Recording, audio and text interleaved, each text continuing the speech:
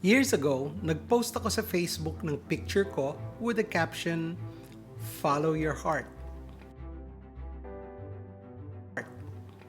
As a pastor, parang I'm supposed to know better than that, di ba? But honestly, meron akong intensyon.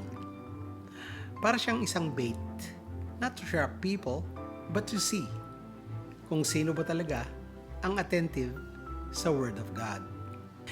And someone noticed. Isang sister sa church reacted. Hindi naman harsh, pero very strong. She corrected me using scripture tungkol sa heart. And you know what? I was happy. Kasi alam niya ang Bible niya.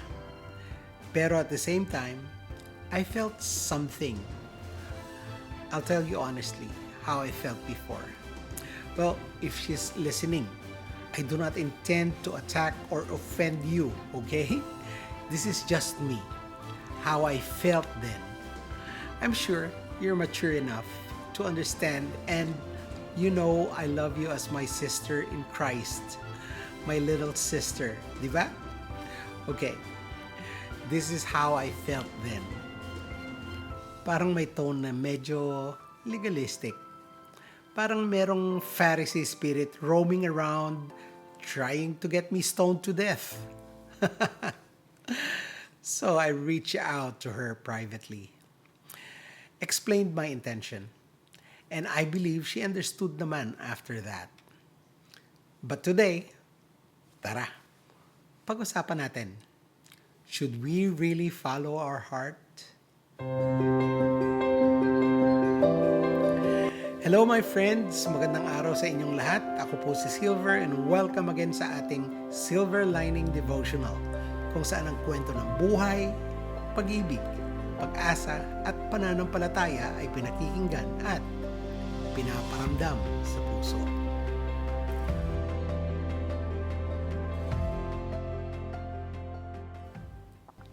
So, let's talk about, should we really follow our heart? For thousands of years, every morning and evening, ganito mag-pray ang Jewish people. Nakasulat ito sa Deuteronomy 6:4-5.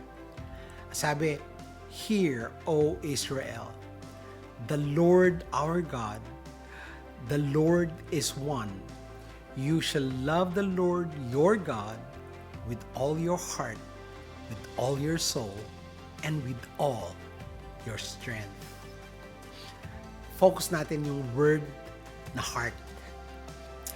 In Hebrew, it's levav, or in short, lev. At ibang meaning nito compared sa understanding natin today. Ano ba talaga ang heart sa Bible?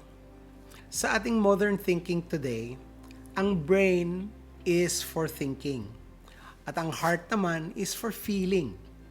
Pero sa Bible, the heart is everything.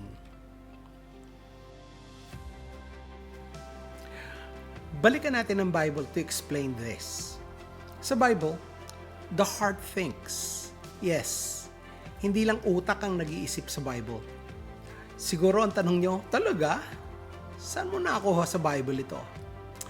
Tignan natin sa Proverbs 23:7. Ang sabi doon, "For as he thinks in his heart, so is he." So yung heart mo, dyan nangyayari ang understanding. Si Solomon, nireference din niya ang heart.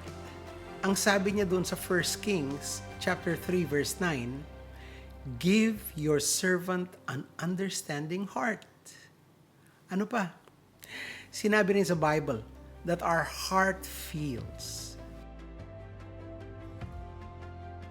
Dito naman po mapasok yung emotions. In the Bible, the heart is where you feel emotions. Natandaan niyo si Hannah doon sa 1 Samuel chapter 1 verse 10? She wept in anguish. Tulad ni Hannah, you feel pain in your heart. Lalo na nung hindi siya magkaroon ng anak. Kaya yung term na broken-hearted, galing talaga sa Bible. Hindi lang siya drama. It means deep inner pain. In fact, Yung phrase na broken heart, it comes from ancient biblical Hebrew. Sabi ng Bible dun sa Psalms 34:18, "The Lord is near to the brokenhearted." You also experience fear in your heart. Sa Joshua chapter 2 verse 9, si Rahab, bago siya matulog, pinuntahan niya sa bubong ang dalawang spies na tinutulungan niya. Kinausap niya sila. Sabi niya, "I know the Lord has given you this land," she told them. "We are afraid of you. Everyone in the land is living in terror." Tapos doon sa verse 11, "No wonder our hearts have melted in fear. No one has the courage to fight after hearing such things. For the Lord your God is the supreme God of the heavens above and the earth below." Your heart can melt or be distressed. Your heart can even be depressed or troubled. Sabi doon sa John chapter 14 verse 1, "Don't let your hearts be troubled. Trust in God and trust also in me," sabi ni Jesus. But then, sa flip side, your heart is where you experience joy. Doon sa Psalm 16 verse 9, sinabi doon, "Therefore, my heart is glad," or happy, "and my whole being rejoices," nagsasaya, joyful or happy. "My body also rests securely." Sa Hebrew, to be happy o pag masaya ka, good ang heart mo, or to have a heart of joy. So, the heart is the generator of physical life. It's also the center of your intellectual and emotional life. Ito pa, in biblical Hebrew, the heart is where you make choices motivated by your desires. Opo, the heart chooses. Dito nagdi-decide ang tao. Si David, sinabi niya ang laman ng puso niya doon sa doon sa 1 Kings 8 verse 17. "It was in my heart to build a house for the Lord," sabi niya. Your heart is where your affections are centered. Ang tawag dito ay the desires of your heart. If you really want something, you go after it. Parang yung sinabi ni Nathan kay David. Sabi ni Nathan doon sa 2 Samuel chapter 7 verse 3, "Go and do all that is in your heart, for the Lord is with you." So, your desires, your direction, lahat nanggagaling sa puso. So then, in the Bible, the heart is the center of all parts of human existence. Kaya sinabi sa Bible, sa Proverbs 4:23, "Above all else, guard your heart." Everything flows from your heart. Your thoughts, your emotions, your decisions na gagawin mo, at ang direksyon na susundan mo. Kung ano ang laman ng heart mo, yun ang magiging buhay mo.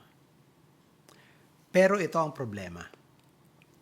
Jeremiah believed that the human heart was fundamentally broken. He had watched a whole generation turn away from God. They started sacrificing their children as if that were a good thing. Sabi doon sa Jeremiah 17:9, "The heart is deceitful above all things."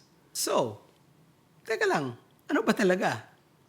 Follow your heart or don't trust it? Kasi deceitful daw ang heart. Here's the truth, my friend. Please listen carefully.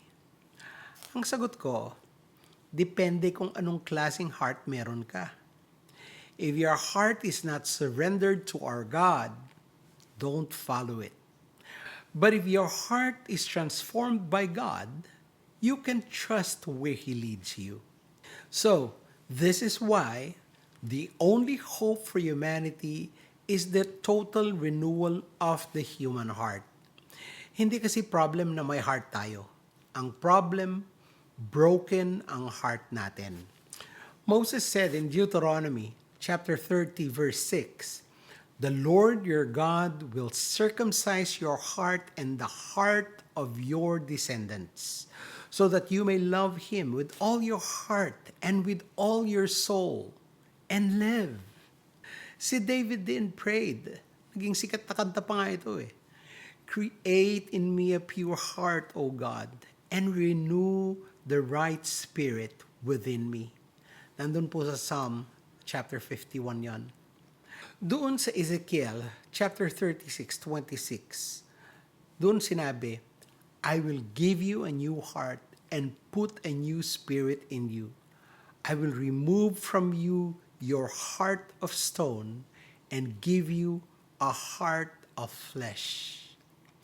Doon naman sa Jeremiah 31:33, "This is the covenant I will make with the people of Israel after that time, declares the Lord. I will put my law in their minds and write it on their hearts.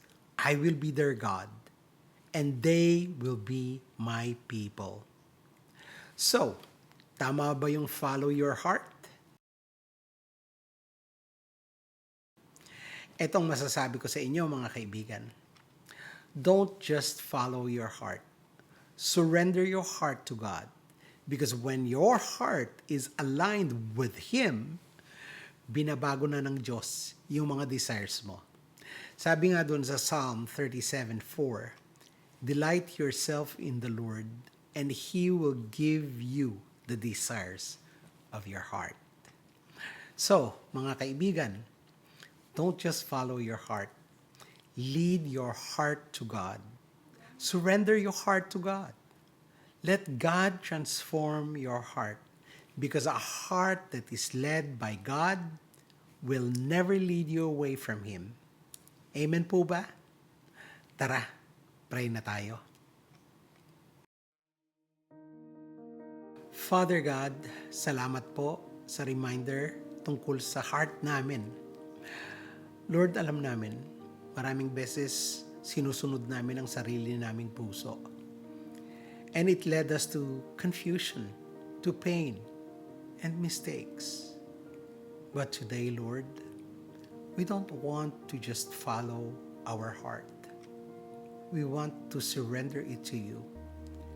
Create in us a clean heart, O God. Tanggalin mo ang pride, ang stubbornness, at lahat ng hindi galing sa inyo.